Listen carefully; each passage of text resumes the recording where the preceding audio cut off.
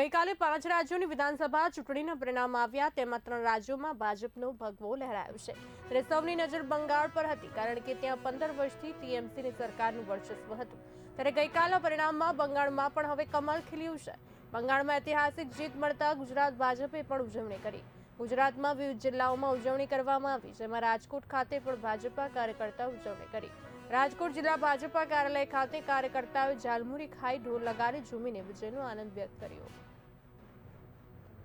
પશ્ચિમ બંગાળ, પોંડિચેરી અને આસામમાં મળેલી ભવ્ય જીત બદલ આજે ભારતીય જનતા પાર્ટી રાજકોટ જિલ્લા દ્વારા અત્રે જિલ્લા કાર્યાલય કમલમ ખાતે ફટાકડા ફોડી આતિશબાજી કરી અને ખાસ કરીને દેશના પ્રધાન સેવક આદરણીય નરેન્દ્રભાઈ મોદીજીએ જે એક સામાન્ય વ્યક્તિ પાસે બેસી અને જે ઝાડમૂળી આરોગી, એ ઝાડમૂળી અમારા કાર્યકર્તાઓ અને રાહદારીઓને વિતરિત કરી અને સાથે સાથે પેંડા દ્વારા મીઠા મોઢા કરાવી અને ભવ્ય આતિશબાજી સાથે ઉજવણી કરવામાં આવી છે।